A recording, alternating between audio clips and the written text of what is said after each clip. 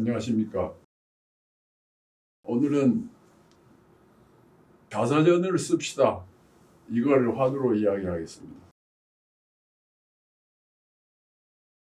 글을 쓰고 싶은데 무엇을 쓸 것인지 막연하거나 쓸거리가 마땅치 않으면 자기 이야기를 써볼 일입니다. 자기가 살아가고 있는 이야기, 남의 이야기가 아닌 나의 이야기를 쓰면 됩니다. 소설이라는 것이 세상 사람들이 살아가는 이야기인 것이니까요. 나라는 몸은 그냥 나 혼자 오늘만을 살아가는 몸이 아니고 우주의 시공간과 연관되어 있으면서 우주 그 자체입니다. 나의 몸은 역사를 가지고 있고 미래로 나아가는 존재입니다. 나의 손, 발, 눈, 눈썹, 귀, 입, 코, 목구멍, 항문, 심장, 위장, 생식기, 머리칼, 피부, 손톱, 발톱 모든 것이 우주를 닮았습니다. 우주적인 존재이기 때문입니다. 내 몸이 하나의 소우주라는 것입니다. 나는 반드시 일정한 간격으로 숨을 들이쉬고 내쉬어야 하고 그렇지 않으면 숨이 막혀 죽습니다. 들이쉴 숨, 내쉴 숨을 쉬어야 산소 부족으로 죽지 않습니다. 심장이 일정하게 뛰어야 혈액순환이 됩니다. 배가 고프면 밥을 먹어야 하고 목이 마르면 물을 마셔야 하고 먹고 마시면 오줌을 누어야 하고 대변을 해야 합니다. 먹기만 하고 배설을 못하면 죽게 됩니다. 모든 건물에는 상수도와 하수도가 있잖아요. 그건 우주의 원리가 그러하기 때문입니다. 이성을 만나고 싶고 안 만나면 그리워지게 됩니다.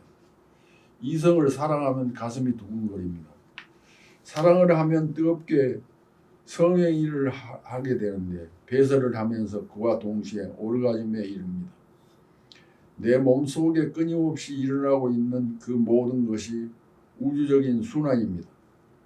지구가 혼자 꾸준히 같은 속도로 자전을 하면서 태양을 끊임없이 도는 공전처럼 우리 몸의 순환도 끊임없이 진행되어야 합니다. 밤에 둥근 달이 중천에 떠오르면 가슴이 설렙니다. 바다에는 밀물이 가득 밀려들어 넘쳐나려 합니다. 그것을 따라 우리 몸에도 그러한 충일 현상이 일어나고 설레고 사랑하고 싶어집니다. 우리 몸에도 바닥의 밀물과 썰물 현상이 있습니다. 바닥의 밀물과 썰물이 달의 인력에 따르듯이 우리 몸에도 달의 인력이 작용하기 때문입니다. 그것은 우주적인 가락입니다. 여성들은 생리적인 달거리를 하는데 그것은 몸과 마음의 변화를 일어나게 하는데 그것은 달의 주기와 같습니다. 왜냐하면 달의 인력을 받는 몸이기 때문입니다. 생리적인 징후, 가령 생리통이 있다든지 배란기에 가슴이 설렌다든지 안타까워지고 이성이 그리워진다든지 하는 것은 우주적인 율동인 것입니다. 때문에 우리 몸의 변화, 징후나 그 모습을 그대로 글로 적는다면 그것은 우주적인 의미, 아주 큰 주제를 담은 글이 되는 것입니다. 내 마음 가는 대로 내가 살아갈 때 그러한 나의 살아가는 모습은 우주적인 율동을 나타내게 되는 것입니다. 그러므로 나의 몸과 마음의 변화하는 이야기를 글로 써보라고 저는 권합니다. 내가 살아온 나의 이야기는 아주 값진 글의 소재가 되는 것입니다. 그걸 쓸 때 솔직해야 돼요.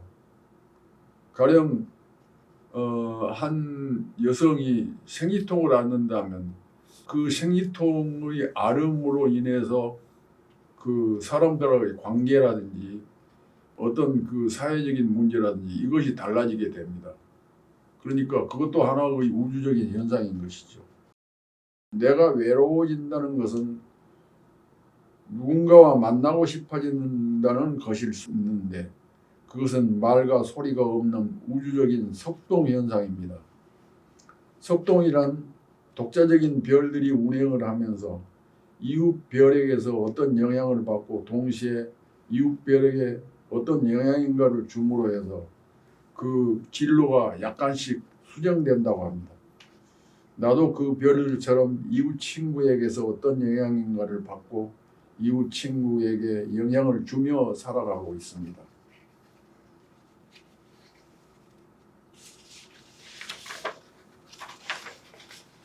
나의 독자적으로 살아가는 모습과 그러한 심사를 글로 표현하는 것, 이웃 친구에게서 영향을 받고 다른 친구에게 영향을 주는 것도 글로 쓰면 되는 것입니다.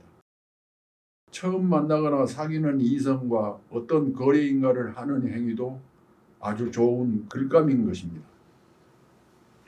나의 자서전은 나의 역사, 나의 사회성, 나의 미래 세계, 나의 심리적인 변화, 나의 희망, 나의 어떤 성취를 위한 분투야말로 아주 좋은 글감이 되는 것입니다.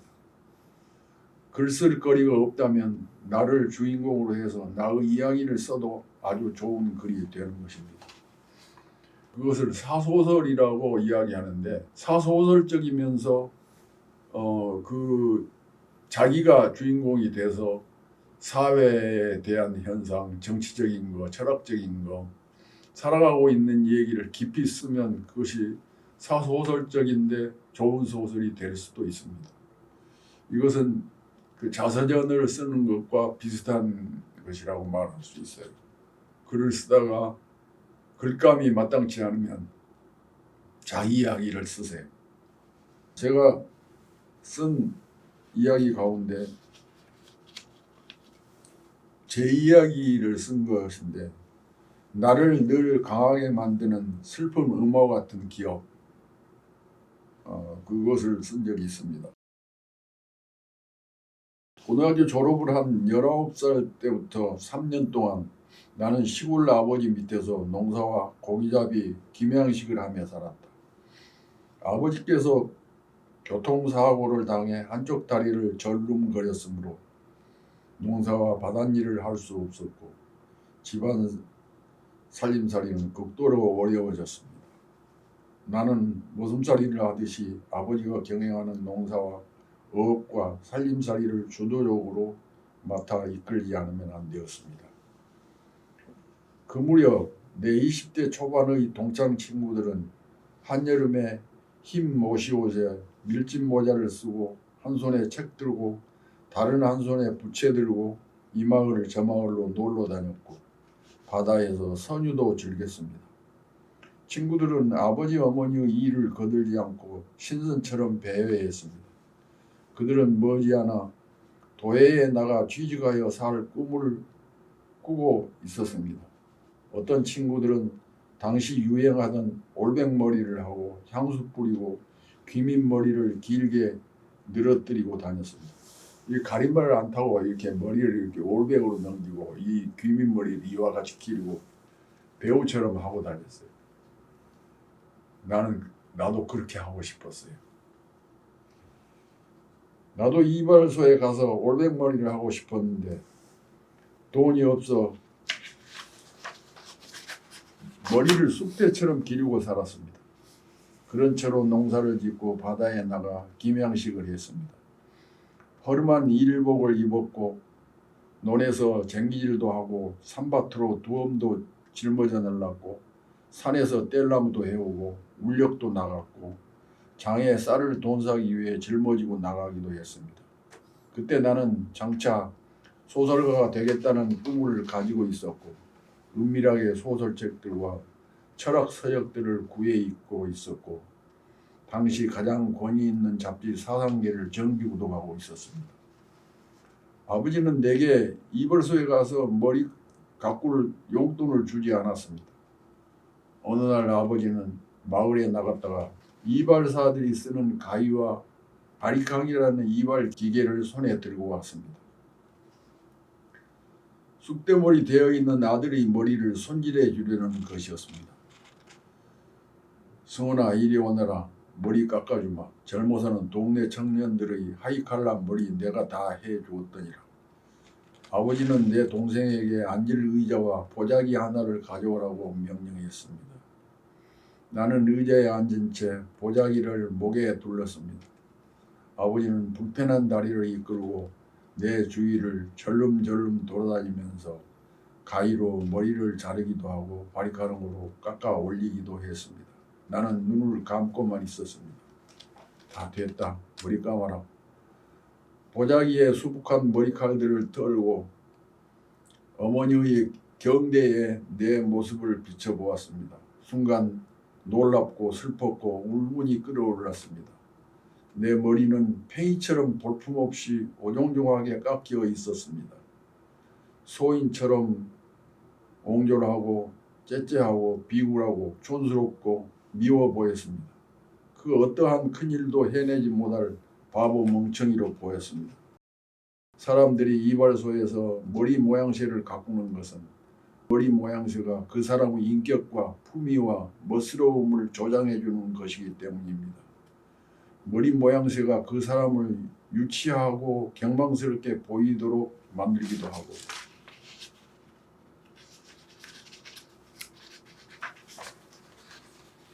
미치광이로 보이게 하기도 하고 지적으로 보이게 하기도 합니다. 나는 아버지 어머니에게서 타고난 나를 돋보이게 하기 위해 내 머리 모양새를 아름답고 의젓하게 만들고 싶었습니다. 한데 아버지는 서투른 이발 솜씨로 그러한 내 꿈을 뭉개버리는 것이었습니다. 나는 아버지가 망가뜨려 놓은 내 머리 모양새에 절망했고 우라가 치밀었습니다.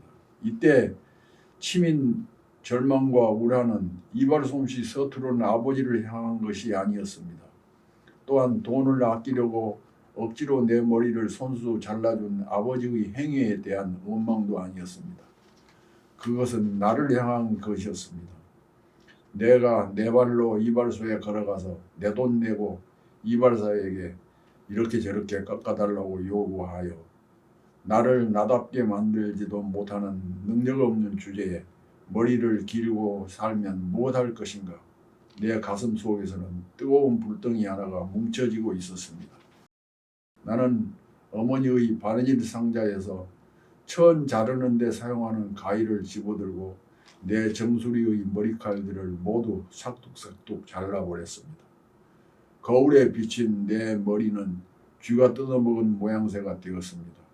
나는 동생에게 바리캉을 가져오라고 한 다음 나의 머리를 스님들의 머리처럼 하얗게 밀어버리라고 명령했습니다. 내 동생은 성 참말로 싹 밀어버려 중같이 하고 다짐을 받고 나서 히히 하고 웃으면서 내 머리를 바리캉으로 하얗게 밀어버렸습니다. 동생의 울음소리를 들으면서 나는 이를 악물었습니다. 이후 스님의 머리 모양새를 하고 사는 내 모습을 아버지는 아른 채 하려 하지 않았습니다.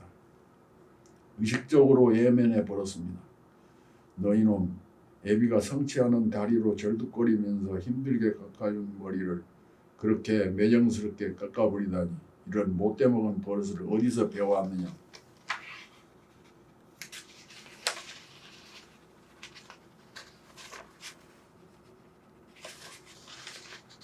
이렇게 호통칠법한데 그러지 않았습니다. 여느 때 성질 꼬장꼬장하고 급하고 명분 어린 바른 소리 잘하시는 아버지가 나에게 왜 아무 말도 하지 않았을까? 왜 아버지는 끝내 외면해 버렸을까? 이것은 내가 젊은 시절에